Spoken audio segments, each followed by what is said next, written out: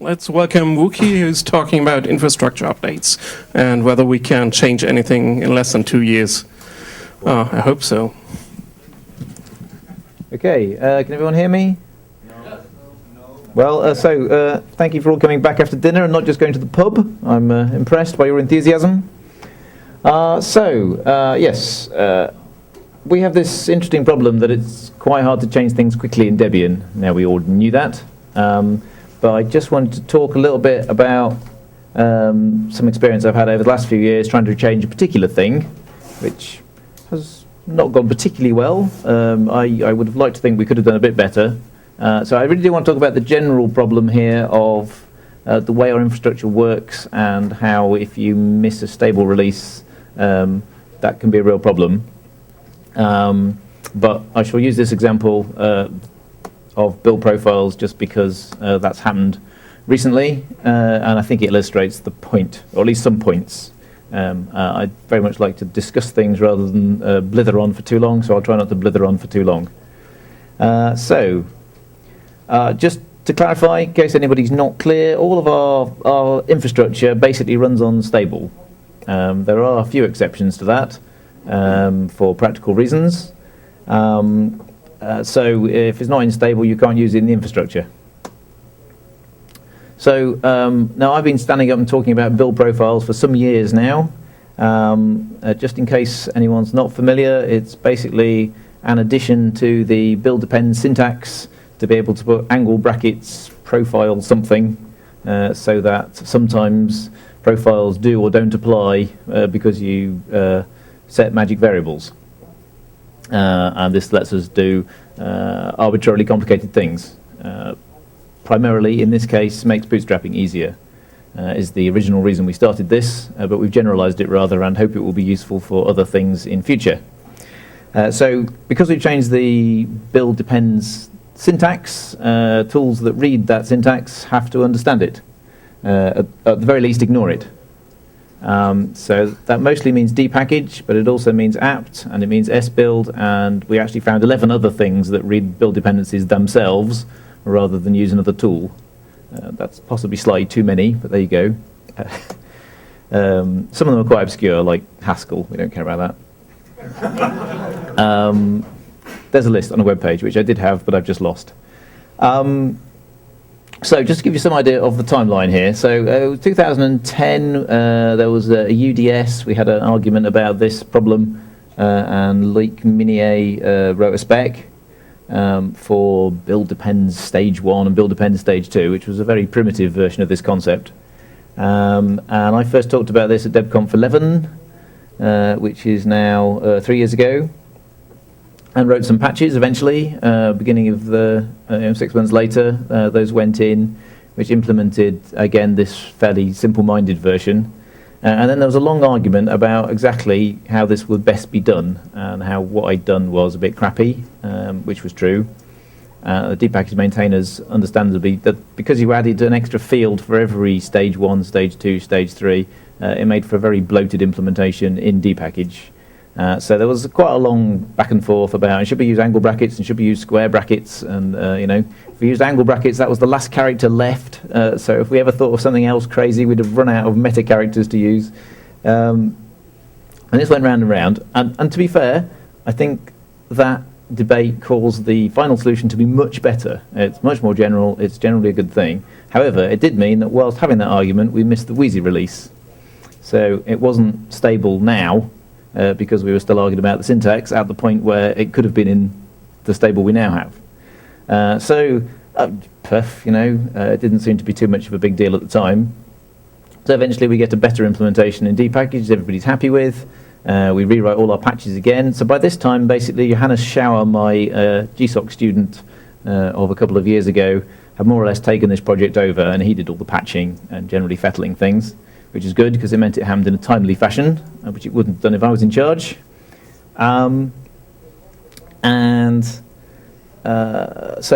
by the end of December, end of 2013, we had new patches for most of those 15 packages, certainly all the important ones, and we sent them in.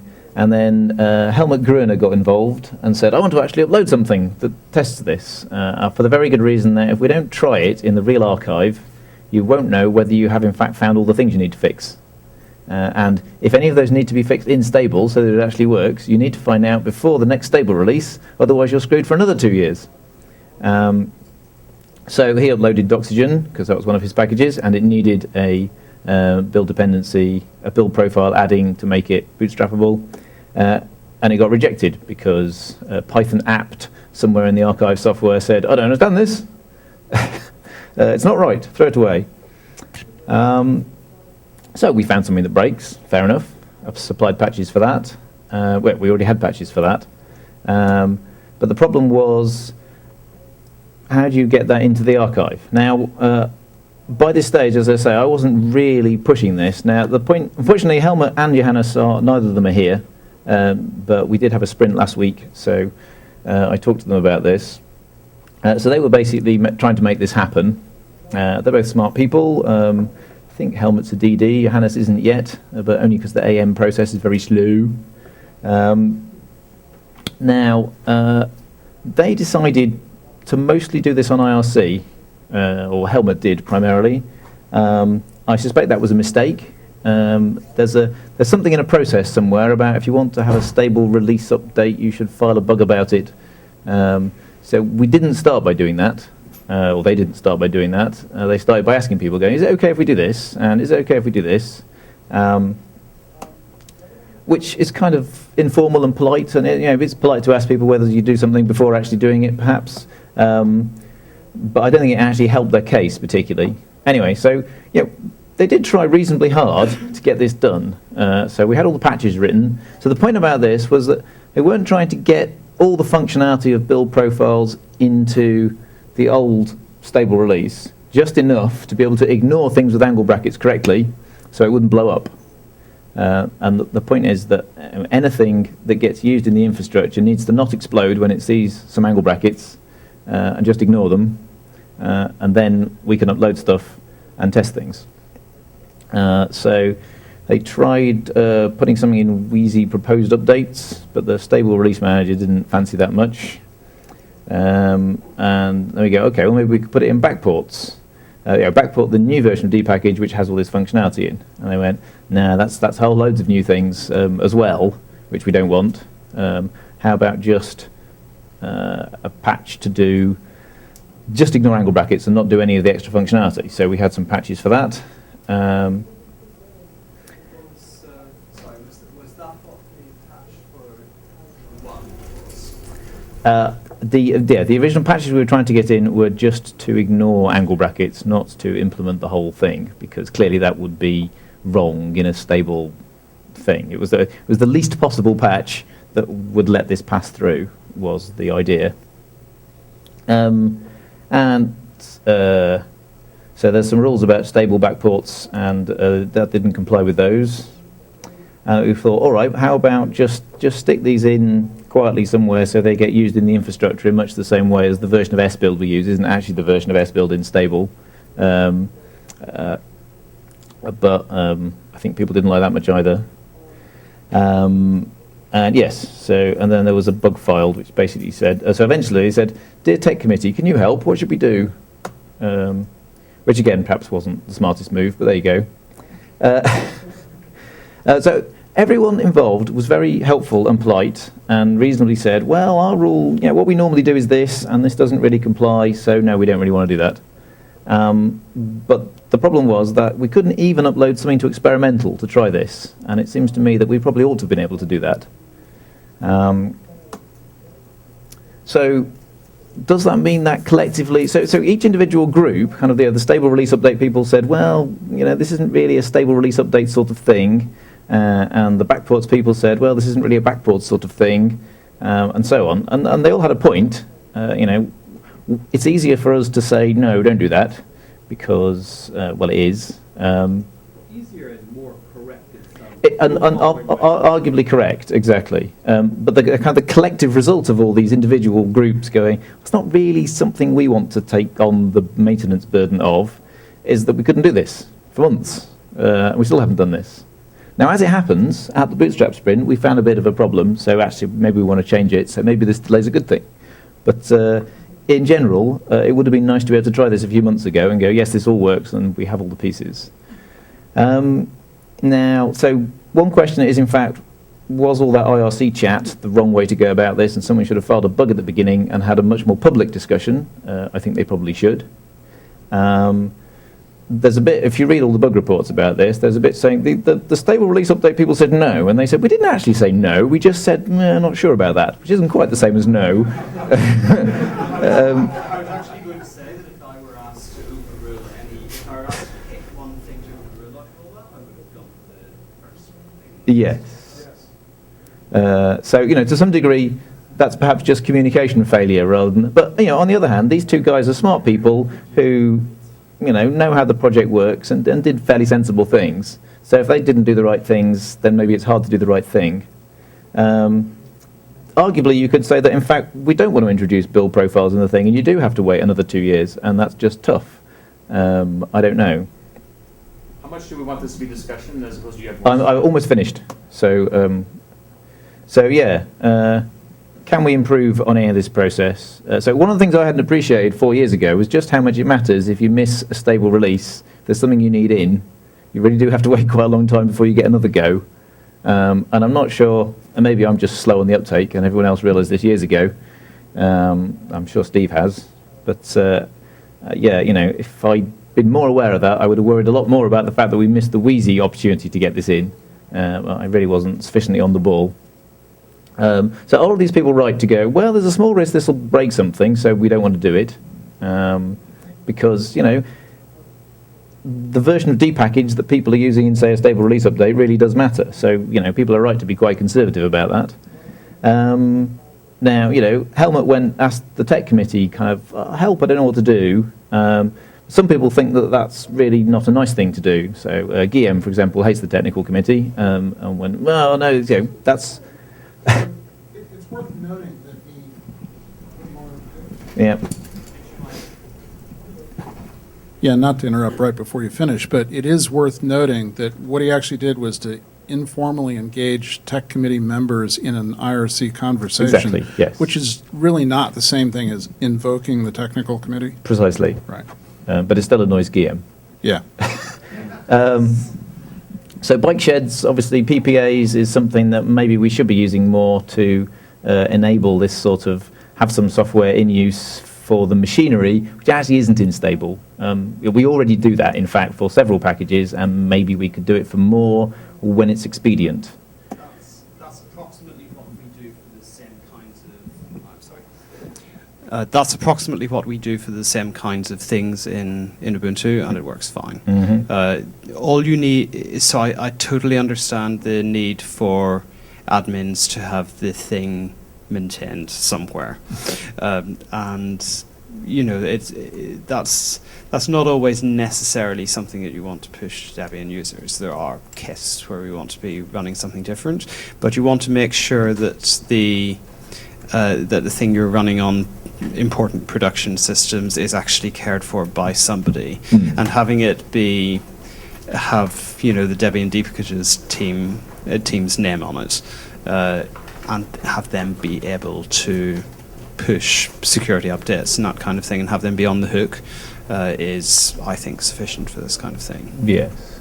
So anyway, that's the end of my slides. So if there's, I think, other people... I should sneak closer to where the mic is in the Exactly. I wasn't sure if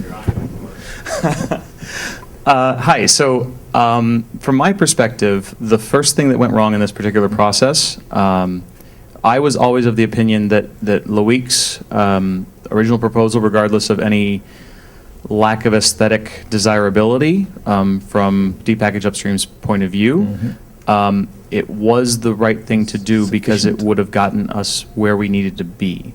And so I think it was. I think the original sin here was in letting Guillaume derail it by going for the perfect solution, which necessarily meant it was going to take longer to implement. And I did voice this opinion at the time. You did? Of that discussion. So I think we could have gotten there a lot faster by being more pragmatic about it. That's true. But that was a decision that the people who were working on it needed to make, and I was not the person working on it, and so that's fine. You make whatever decision you wanted to. In the the knock-on effects of that, as Colin says, if we picked one thing to overrule here, it would be the SRMs is most likely. I tend to agree with that. But we were in the situation which I viewed it as something which, in the absence of any particular group being willing to stick their necks out and take on this work, there needed to be somebody in the project who did have the big picture view about what Debian as a project needed, as opposed to what the individual teams needed, and that is supposed to be the technical committee's responsibility. So I asked, I think it was, I don't remember if it was Helmut or Johannes at the moment, but I did ask somebody to assign that bug to the technical committee. Now, in the meantime, we discovered that, maybe the conversation they had with the SRMs was not what they thought it was, and maybe the SRMs wanted to review it, which is why the technical committee didn't act on that. The other aspect of it was that in the course of discussing it, it was pointed out that as a consequence of everybody now being a delegate on these teams, the technical committee doesn't have the authority to overrule them. And so we have a bug here that I think it's an emergent bug that we don't actually have the authority in the technical committee to overrule delegates on technical matters like this. And I think that's something we should probably constitutionally fix, because it is... We've used delegations a lot more than we used to, and so I think this is an unintended consequence, and we should have a project-wide discussion about whether that should be fixed. Obviously, all things being equal, we should have an amicable discussion and consult people anyway, but sometimes an overrule might be needed, and there should be somebody with the power to make those calls. Right, so you can overrule individual maintainers, but not But the teams moment, now. but the moment the team gets a delegation so that they're blessed by the DPL, then suddenly you can't overrule them anymore. I certainly hadn't realised that. I guess a lot of other people hadn't either. One thing that occurs to me is perhaps you were trying to solve the wrong problem. Quite possibly. Because if you think about the way this would be managed in a sort of corporate environment, if you're basically trying to test the existing the tools that are used in infrastructure to make sure that you'd caught everything. Yes. And so the solution to that would typically be set up the infrastructure. To be fair, that's what we were told to do, ultimately, was go and set up your own copy of everything and test it there, which, as you say, is a perfectly correct way of looking at it. The problem is it's really hard to set up our infrastructure because half of it's not packaged. Yeah, but perhaps... Puts us off, rather. That's actually not true. Is that not true? Okay. It's really hard to set up a complete copy of DAC and S-build and all that. Okay. DAC and S-build's not horrible. Microphones. What's the wiki page that gives me step-by-step? Yeah, I think... Yeah, I'll write one next year, but... So, anyhow, this actually, for their specific case here, saying you can set up parallel infrastructure is ignoring half of the reason they want to do this. It's not about testing that it works in the archive. In fact, it wouldn't, because the D package they want to upload will ignore those fields, and the infrastructure will not in any way be improved to support these features. What they want is to be able to upload packages to Unstable that support build profiles so that when Unstable becomes stable, you can bootstrap it. Yes. That's what they want, and Well, there were two parallel things. infrastructure doesn't solve that. Because They'll never be able to upload that stuff to Unstable until a stable release has happened. Yeah. So then we're back to this, well, now we have a 2-year delay. There's things you've forgotten about is one thing, and also, as you say, having maintainers be able to upload stuff which currently does nothing, but is ignored, but will be useful in the future. So the problem with doing that is that because you haven't set up the parallel infrastructure, is that code has effectively never been tested. And using our production infrastructure for testing new code is probably not the best idea. Isn't that what experimental's for in this case? No, because you're not testing. You're testing the infrastructure. Right. Okay. What we need is a staging FTP master, not a Yeah. for staging. Okay. Well, we need both. We need to have for this kind of thing, if you want to have a way to exercise the infrastructure without risking the integrity of FTP master, then what you need is a separate staging instance of FTP master that people can upload stuff to and that will be published. Sure. To Russ? Okay.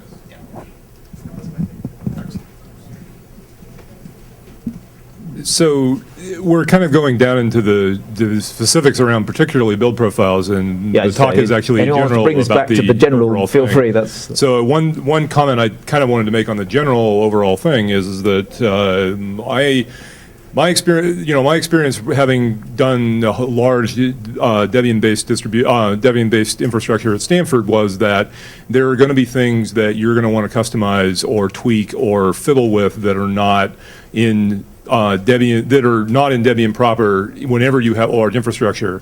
And I don't think that Debian's infrastructure itself is any different than any other enterprise environment running Debian, in that there will be things that Debian's infrastructure itself will want to tweak. So apart from the problem of the code not being tested, there's a trick we use at Stanford where we would have a private apt archive, not only just private to us, but where each role of service had its own specialized distribution inside that apt archive, and you could upload packages targeted at stable-LDAP, and only the LDAP servers would see those packages, which gives you a little bit of flexibility to expose packages with custom tweaks to only a particular part of your infrastructure without risking pulling them into other places where they may not be appropriate.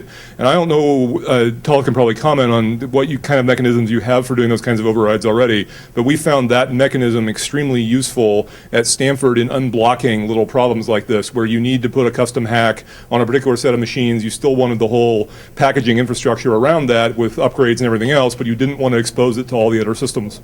Canonical does the exact same thing. You said Canonical does exactly the same thing. Okay, so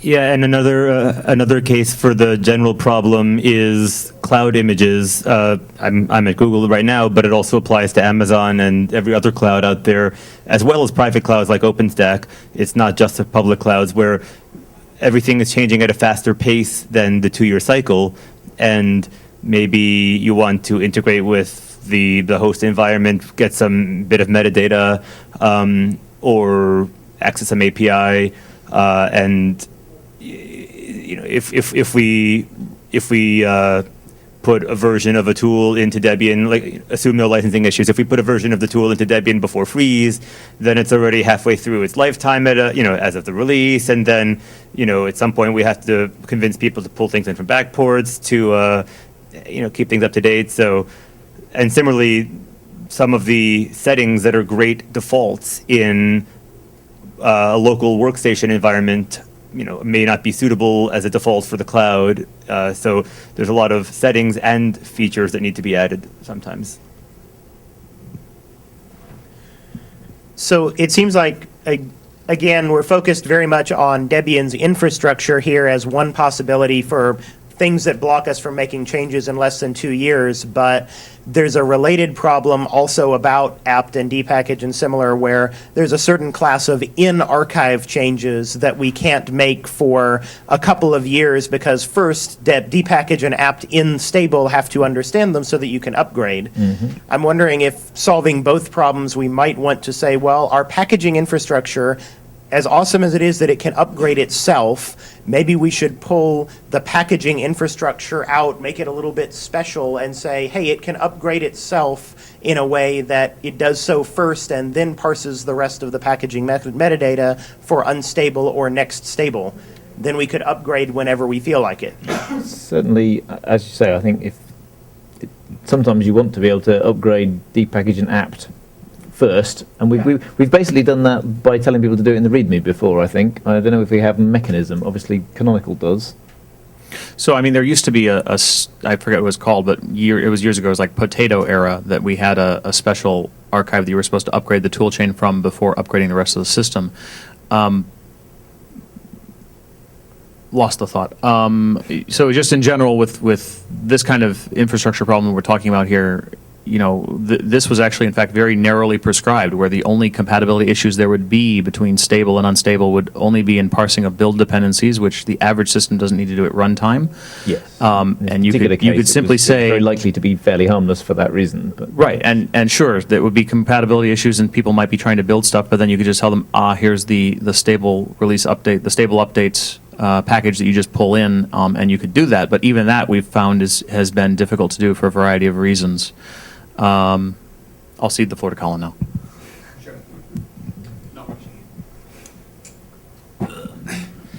Just going back to Josh's point, for a succession of Debian updates of various kinds, we've had release notes that had a procedural system for performing the upgrade in various cases, and that's obviously been as varied as the types of changes involved, scaling up to anything like the libc transition of your or A.H.Elf.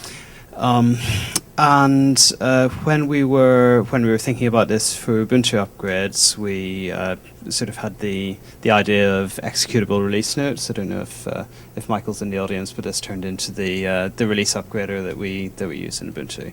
And the idea of that is that you have a blob that the upgrader fetches from the archive that knows how to upgrade to a particular target, and that's procedure may involve going and fetching a different set of packaging tools from somewhere else. But rather than having to ignore bits of metadata, you have all of this happen before you even look at the next set of index files at all.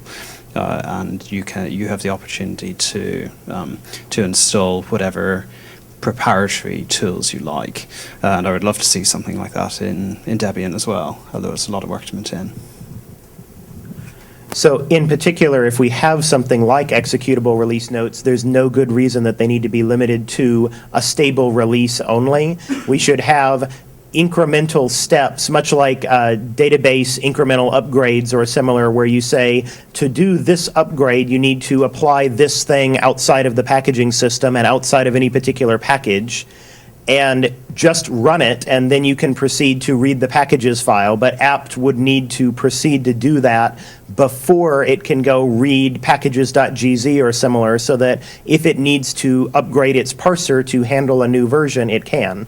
And we could incrementally apply, upgrading from stable to stable might involve 27 individual executable scripts and upgrades, but that would mean, for example, we would never have a problem again, like how do you upgrade from user doc to user share doc without a 5-year plan? Okay.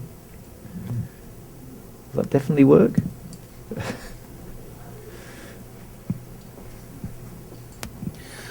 I guess I'd like to bring the discussion back to the earlier point about staging of infrastructure, because regardless of what we might do with upgrader scripts, we still in some way have to solve that problem of how we get these changes in. And obviously the right answer is that we should have a staging server, but I would like to ask, in general, I guess I would view that as whoever is running the production service should kind of have a staging service where they can stage this stuff. And does DSA, does FTP Master today have a way to do that? Should it really be the responsibility of every individual who wants to patch it to provide the staging infrastructure? Now, obviously, you should test your patches before submitting them, but shouldn't there be a way to test those in an integration environment before being pushed into production anyway? And shouldn't that be something that's handled centrally? I guess there's two things. As you say, we could probably just better document the process of setting something up yourself. So, Tollef says it's not actually that hard. He's probably right, but it seems like a scary idea. And in fact, if it turns out it's not that difficult, just telling people how to do that, maybe it already is. There's a page somewhere. That would be well. We've been directed. That would help a lot if that was in fact straightforward. We've been directed to read README. Actually, maybe we should run something ourselves anyway, and then it's easy to try. You do get the kind of experimental problem that you've got 16 different experimental things in it, so it might all be a bit broken. Which is exactly why you want an integration branch before you push it out to production. Okay. Is that what you mean by a staging branch? Yes. Right. Well, we're using a staging implementation. Because we're putting software from development onto staging, so staging is running the tip of all the different projects that it's actually managing to run, and then we watch that for a week before it actually goes through to a production release. But the problem we're getting with that is, yes, it's fine for the developers who are interested in these kinds of problems to submit data to this staging instance, but that isn't real data. It isn't actually what's going through the production instance.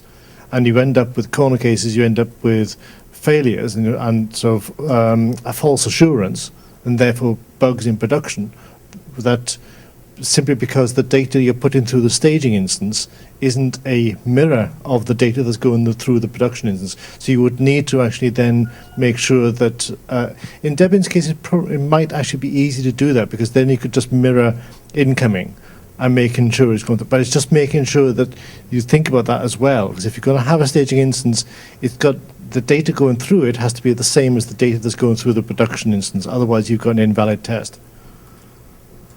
Okay. Although in this particular case, you explicitly want to test some other things, but I guess you could test those as well. So, yeah.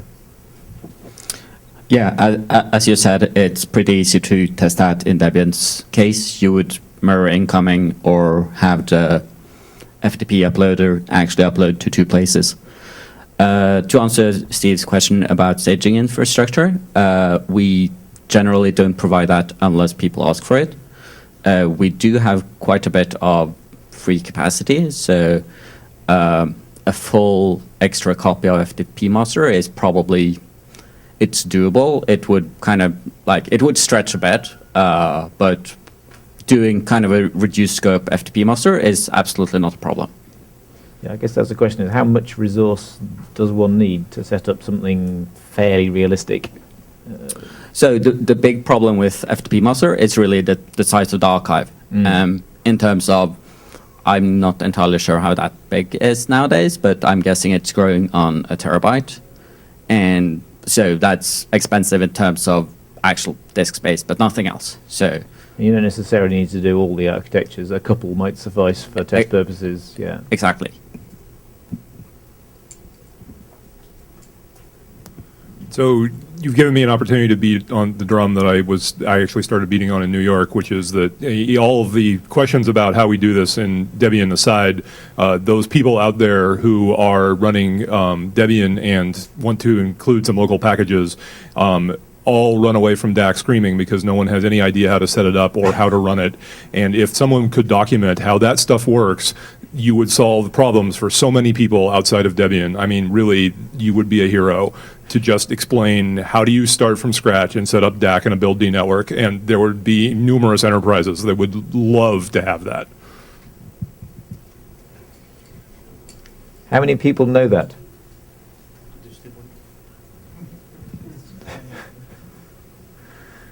So we need to stop them being quite so busy. We need to go and volunteer to do their jobs for, like, I don't know, a couple of weeks. Well, it would be easier to find people to help them if it was documented.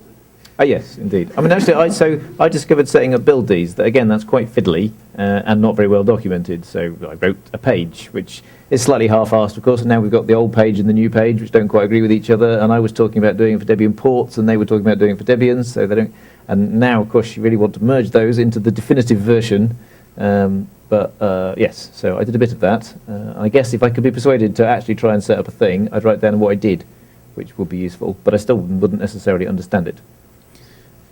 So smattering of random points here. To your point about staging and the size of it, in theory, you could throw away all of the packages in the archive as you were setting it up, because the only things you're actually testing are the infrastructure, and you care about the packages files being valid and so forth. And the actual contents of the archive you could process once and get rid of, and that would be perfectly fine for a quick staging thing if space was a concern. Second, we do have one member of the FTP master team here at DebConf this week, Paul Tagliamonte, so we should find him and talk to him about whether he wants us, whether they want a staging setup. And again, to the point about ease or difficulty of setting up DAC, there seem to be a variety of opinions here. I think people who have done DAC setup need to understand that a README setup that tells you how to set up DAC is not the whole picture, and it's not the quality of documentation that we're usually talking about when we're expecting random people to be able to bootstrap themselves into a thing. You know, unless there's a linear series of these are all the things you have to set up, as far as I'm aware, we're not using DAC out of packages for the archive, and so even something as basic as where do you find the right software you're supposed to be running is an issue. And these are all things that if you expect people to be able to get their minds, get a handle on this stuff, there needs to be a clear set of steps that anybody can follow from start to end. It may well be that most of the off-puttingness is just that it's not, it's mysterious rather than that it's actually difficult. Well, I've operated DAC. I have also independently, several years later, tried to set it up from scratch. I, in theory, know what to do. I know the conceptual steps involved. I still couldn't do it. It's not that it's not merely a problem of lack of documentation. At least as of mid last year, as far as I can tell, it was not possible to set up the database from scratch, given the Git branch. That's always been my the understanding. database schema did not exist outside production, as far as I can tell. And that's the thing that's always made of packaging impossible. Well, is what Mr. Kern tells me. But what I was going to carry on to is that this is exactly the kind of problem that you solve by having a staging server which is not operated by the developers. You must have your staging server be operated automatically in such a way that in order to get changes onto production, you have to have your schema changes in Git properly. Otherwise, they can't happen. And otherwise, it's way too easy for this kind of thing to creep onto production just because of perfectly normal people doing what they need to do. By the developers, you mean the DAC developers? Yes. So somebody else needs to thingy.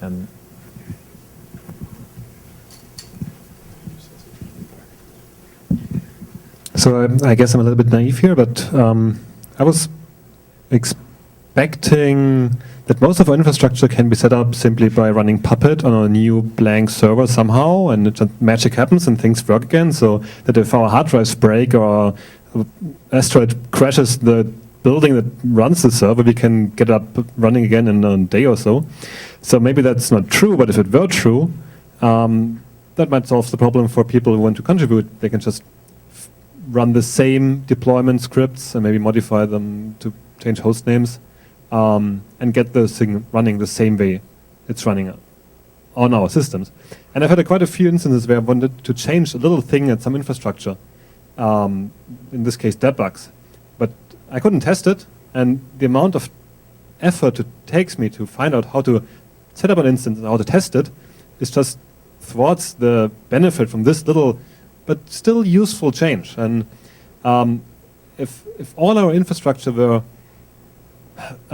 reproducible in a change route or in a Docker instance these days, I guess, within one script or one command, I'm sure we get a lot of nice little patches for various annoying things. I think you're quite right.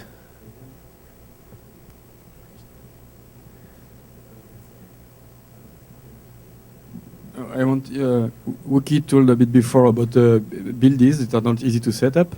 I think one of the problems is also related to Puppet in Debian. It's really great that everything is integrated into Puppet. You can set up a build daemon in less than 1 hour now. But at the same time, a user wanted to set up a build, doesn't have Puppet. It doesn't get the